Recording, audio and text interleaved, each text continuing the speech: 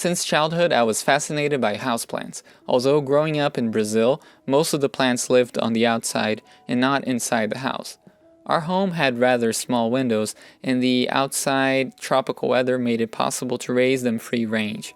But in colder climates like here in Maryland, they must live indoors, and that is a great thing, since they not only remind me of my childhood, they also brighten my home with their exuberant foliage. Funnily enough, I distinctly remember coming across a plant that looked a lot like this Hypoestes philostachya, or polka-dotted plant, with bright pink color when exploring a local park as a child. They are from Madagascar in Asia, and not native to Brazil, so they probably had been introduced there as a houseplant, or I had found another similar plant. In any case, growing them brings me back memories of playing make-believe jungle exploration. As I planned on settling in my new old home, I was sure I wanted to stuff these light-filled rooms with tropical plants, which not only happens to be a current millennial trend, but also was all the rage a century ago when this home was built. The Victorian period saw the popular demand for houseplants grow exponentially. I'm not even sure if houseplants were a thing before the Victorian period, because there's two things that happened there and at that time that have to do with technology that allowed houseplants to be enjoyed, at least in the temperate zones.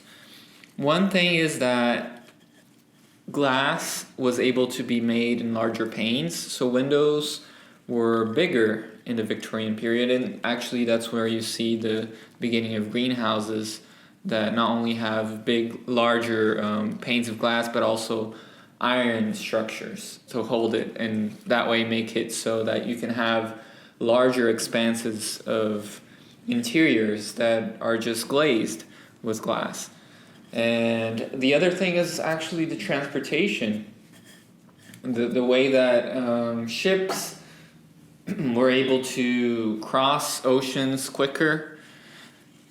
That way you could get plants from tropical zones into England, especially to the Kew Gardens where the Royal Collection existed.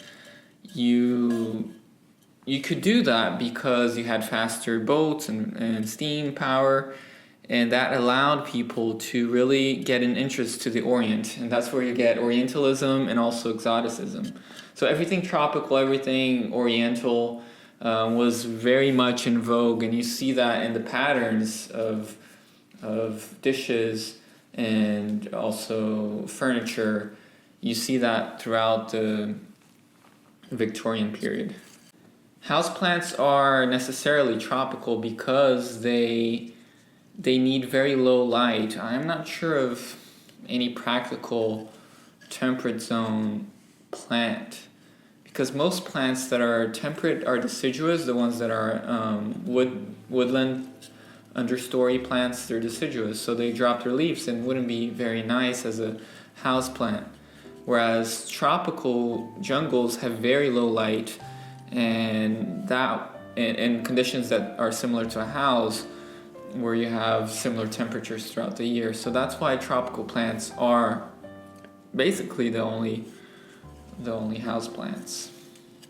I bought a spider plant and some begonias with different coloration.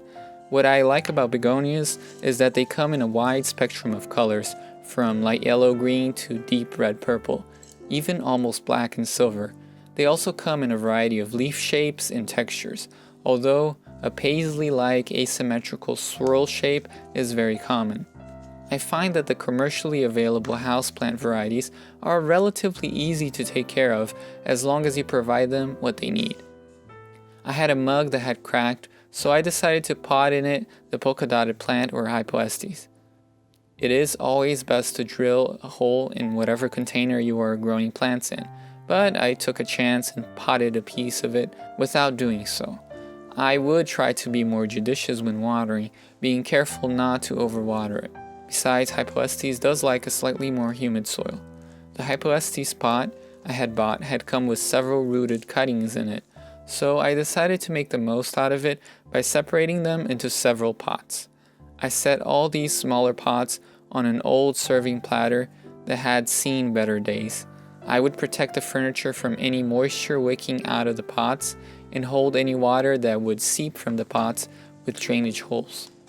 It is important to place houseplants near a window to give them as much light as possible. An antique side table was the perfect height to get the plants as much solar exposure as I could. Here's a tip: never put a plant against a corner in your room, even if you are tempted to do so to enliven that space. Corners have the least incidence of light, usually being the perfect spot to have plants die.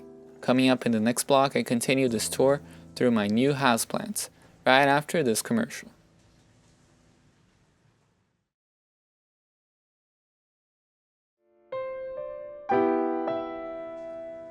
Keeping ferns alive and good looking can be a bit more challenging. For the fern, I'm doing something slightly different. Instead of using a regular pot, I'm using an antique bowl that happens to be cracked. I'm not going to be drilling a hole. I don't recommend you do this because it's a recipe to get rot and when water sits in the roots. So what I'm going to do is I'm going to be careful about the watering so that it's only moist, evenly moist. And to accomplish that, I will use one of these. It's a cloche, but it's inspired in an Edwardian case, which were used to transport plants in ships to keep the moisture inside and not let the sea salt moisture get in. So because I'm going to be protecting it there, I don't think it's going to be a huge issue. Ferns respond really well to terrarium conditions. The important thing is to not let it be too boggy, but evenly moist. Maidenhair fern, or adiantum, is a very fragile fern prized for its delicate bright green leaves. It can be a bit difficult to grow indoors, even though I clearly remember them growing wild close to springs in the rainforest. They may suffer in our homes precisely for the lack of moisture in the air. They need humidity. If you allow them to dry up, they will shrivel up and die. Many times you can rescue them by giving them the proper conditions to live. In such cases, their roots may still be alive, and they will send new shoots with unfurling fronds in a couple of weeks. Make sure to put them in a bright area without direct sunlight. In general, plants that have very thin and wispy leaves are more sensitive to their conditions.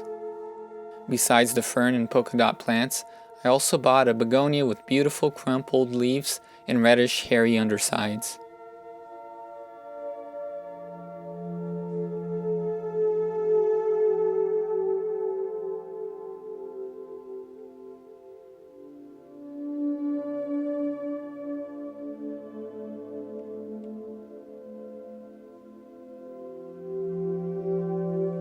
I also found a more rare, heart-shaped vining species of begonia that really is not the most showy plant. I certainly tried to get the most diverse species available at the local store. I bought a marantha, or prayer plant, known to move its leaves as light shifts throughout the day. While I've heard people say it can be a difficult plant to grow, I've had good luck with it so far. I had also bought another plant to tower over all the others. That is, if I could have it grow large and develop in time. For that, I needed a big pot to put it in. Lastly, the ficus. Of course it gets a really big pot because I want it to, grow into a tree basically. So, just a matter of getting it and putting a lot of compost. Now, I don't know if this is going to be the best spot for it. There's a lot of indirect sunlight here, perfect for begonias, for African violets, perhaps even orchids. Maybe I'll move it to a sunnier spot later on, and I'll probably have to fashion something with casters to make it easier because of the weight. I know the ficus likes a little bit more light, so we'll see what happens. In time, I will figure out the best places to grow my plants as I get to know better the light conditions in this old house. And as the months roll in, I will slowly get the rooms right, polishing up and mending what is old, giving these things a second life. My plants will slowly sculpt the space, seeking light.